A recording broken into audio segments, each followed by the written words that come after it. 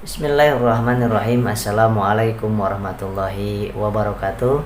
Alhamdulillah wa syukranillah. Sholatu wassalamu ala rasulillah wa ala alihi wa sahbihi wa mawalah. Al-ayama ba'du. Mudah-mudahan hari ini hari yang selalu Allah berikan ketenangan jiwa kita, semangat dalam jiwa kita, ketentraman dalam jiwa kita. Cemas, takut, khawatir, hal yang wajar dan normal buat orang yang masih hidup dan yang normal. Karena orang yang tidak normal adalah tidak punya rasa takut, nggak ingat mati, nggak punya rasa cemas, nggak kembung, nggak pusing, nggak meriang, nggak pernah sesek, nggak pernah lemas, ya bukan manusia namanya. Nah, dari dulu sampai saat ini siapapun kita pasti merasakan semua itu. Tapi bedanya cara pandangnya aja. Cara pandang itu berasal dari ilmu kita. Ilmu yang udah masuk ke dalam pikiran kita dari informasi yang kita dapatkan melalui visual, melalui audio pendengaran dari siapa saja, dari apa saja. Dan dari apa yang kita rasakan, alami selama hidup kita. Nah, informasi-informasi itu yang menjadikan cara pandang kita menjadi beda. Dulu pusing, nggak ingat mati. Dulu pusing ingatnya, nggak bisa tidur semalam. Saya telat makan makanya pusing. Saya kurang minum makanya pusing. Saya lagi mikirin hutang makanya pusing. Saya sedang kenapa deg-degan karena baru saja ada informasi tentang anak saya. Baru saja ada informasi tentang sesuatu di kampung. Pantesan deg-degan, pantesan berdebar-debar. Dulu kayak gitu. Ya. Sehingga dulu ceria, sekarang nggak ceria, itu cara pandang kita yang berbeda. Sejak apa? Sejak kejadian yang menakutkan itu. Misalkan Anda merasakan 1 bulan terasa seperti ini, serba takut. Nah, sebelum sebulan itu pasti ada kejadian yang membuat kita trauma, takut. Nah, baik itu kejadian langsung atau orang lain yang terjadi kita melihatnya, ataupun yang kita tonton, ataupun yang kita dengar, ataupun dalam mimpi. Itu membuat kita tersimpan memori yang informasi buruk tersebut, sehingga ditambah lagi informasinya, kita ingin tahu, nyari lagi kepada orang yang nggak tahu, kita masukin ke sini dari Google, kita masukin ke sini, sehingga isinya itu yang tadinya putih, ya bayangkan kalau tadinya putih itu pikiran kita jadi kelabu, jadi abu-abu, jadi hitam. Nah, sehingga kalau dulu sakit kepala atau pusing itu adalah karena masih putih pikirannya, maka logikanya ada. Karena lagi mikirin hutang makanya pusing kepala. Kalau sudah kelabu atau hitam pikiran kita, maka sesudah terasa pusing atau sakit kepala itu yang terpikir apa? Cara pandangnya udah beda, udah hitam. Apa artinya? Ini sakit kanker. Ini jangan-jangan ini harus di MRI katanya. Harus di scan katanya. Siapa yang menyebabkan takut? Kita.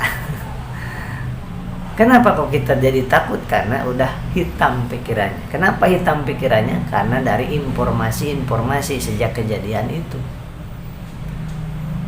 Gampang banget dipahami kan kata-kata saya, karena saya menyampaikan dengan kalimat yang paling sederhana supaya gampang dipahami, bahwa psikosomatis itu adalah trauma di pikiran sejak kejadian yang menakutkan.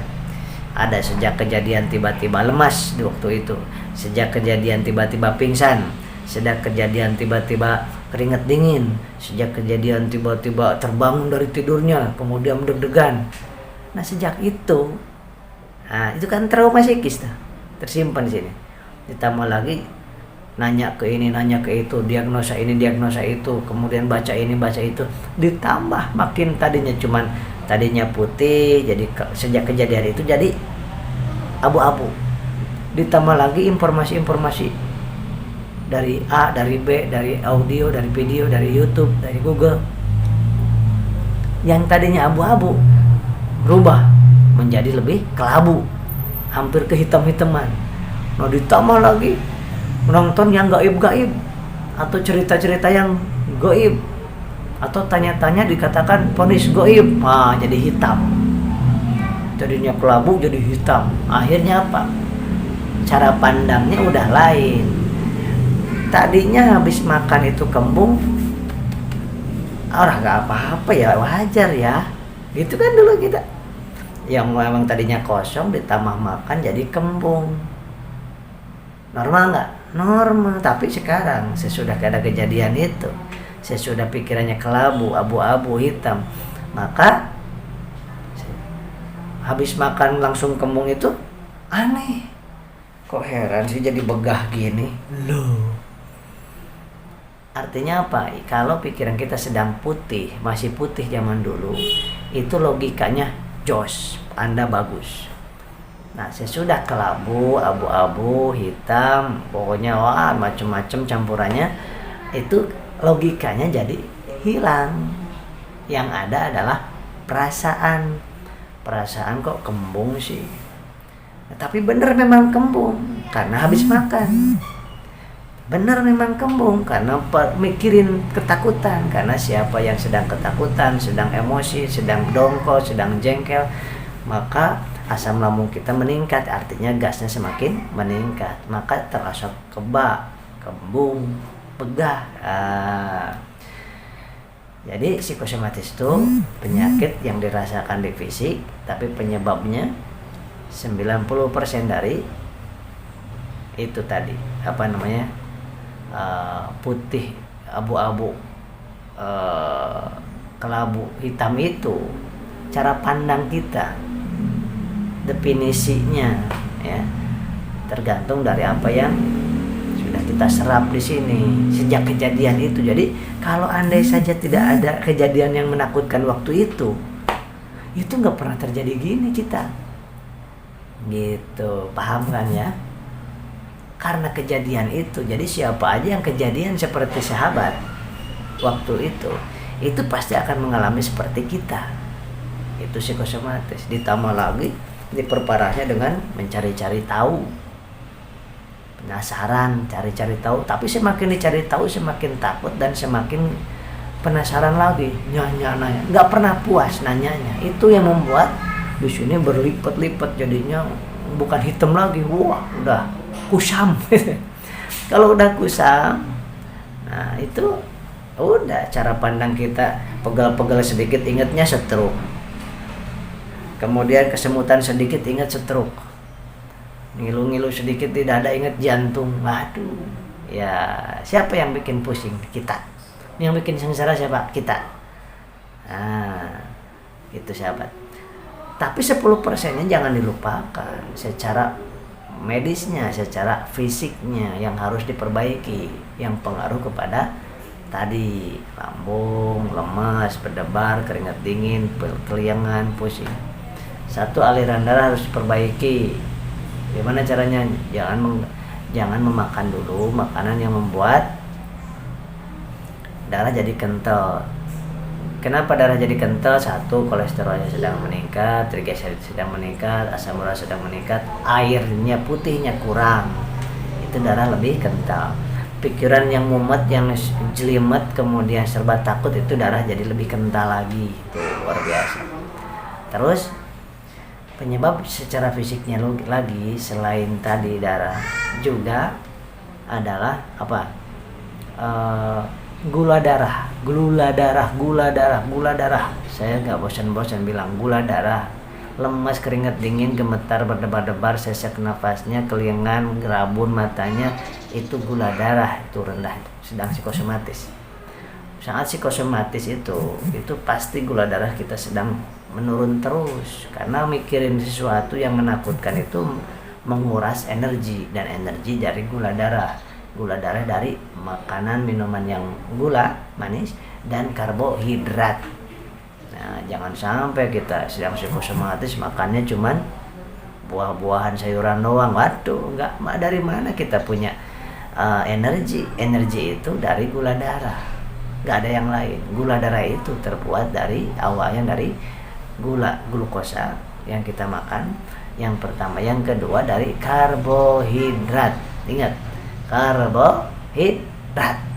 Karbohidrat itu apa? Nasi, karbohidrat itu tepung.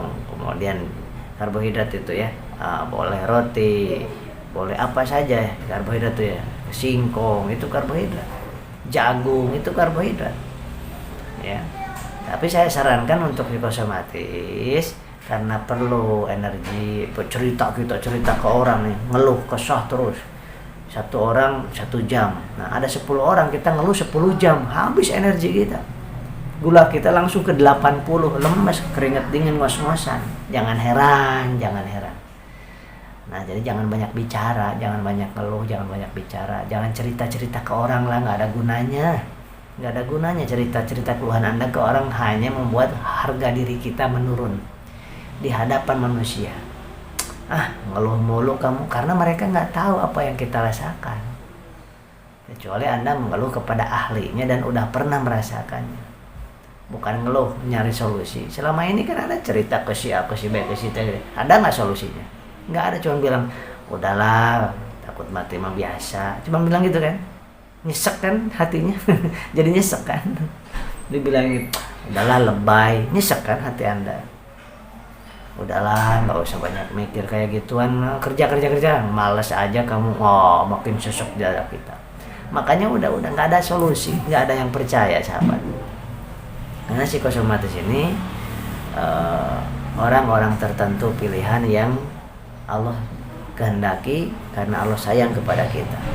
Karena banyak banget orang yang psikosomatis, termasuk saya, itu semakin luar biasa mengenal Allah, makin luar biasa kita sujudnya, doanya, sedekahnya, akibat dari hikmah dari penyakit psikosomatis. Dan banyak banget, ratusan mungkin ribuan orang yang karena dikasih psikosomatis ini makin baik kualitas hidupnya. Yang penting betul mensikapinya, cara pemulihannya betul, dia yang Allah ridhoi, yang alami, medis. Nah, medis boleh, alami boleh, islami dan ilmiah. Gitu. Yuk sahabat-sahabat, semangat terus, dekatkan ke Allah. Allah memberikan penyakit seperti ini karena Allah sayang kepada kita. Yakin deh. Nanti ketika Anda udah berangsur semakin membaik, Anda akan ceritanya dengan senyum.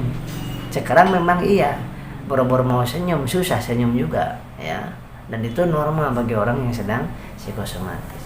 Jadi jangan fokus ke lambung, ke gutnya. Udah, sekarang stop. Jangan ngomongin gut dan asam lambungnya. Udah, jangan ngomongin gut dan asam lambungnya. Masalahnya bukan di situ, masalahnya psikisnya, psikosomatis itu. Nanti kalau psikisnya udah biasa, gitu biasa, cuek, apa-apa, wajar. Kalau udah gitu, lambungnya enak sendiri, gutnya bagus sendiri, udah dijamin itu. Ya, siap sahabat-sahabat. Ini ngomong saya untuk psikosomatis ya, bukan penyakit lambung biasa, bukan penyakit lambung karena psikosomatis. Cirinya apa? Lambung karena psikosomatis, cirinya begitu takutnya luar biasa, takut penyakit, takut kematian, takut pingsan, takut ini, takut itu. Nah, itulah berarti lambungnya karena psikosomatis. Jadi secara medisnya, psikologisnya, tauhid, deketin Allah, istighfar banyakin, sholawat banyakin, lakukan kebaikan, semangat orang lain disembuhkan sama Allah, masa kita tidak? Gitu sahabat. Mohon maaf apabila kekurangan. Saya Asep Brother, mudah-mudahan kita disembuhkan, dilindungi oleh Allah Subhanahu wa taala. Sehat ataupun sakit, punya peluang kita ke surga. Sehat ataupun sakit, punya peluang ke neraka kalau kita semakin jauh dari Allah. Kalau kita semakin dekat ke Allah, semakin ikhtiarnya benar, doanya nggak berhenti, terus aja, nggak ada yang sia-sia, maka kita termasuk orang-orang yang beruntung di hadapan Allah Subhanahu wa taala. Walaupun kita sedang diuji dengan sakit. Nabi Ayub sakit puluhan tahun tapi mulia. Ya Fir'aun nggak sakit-sakit tapi hina dunia akhirat. Nah, kita inginnya apa? Sehat dan mulia. Mudah-mudahan bermanfaat. Assalamualaikum warahmatullahi wabarakatuh.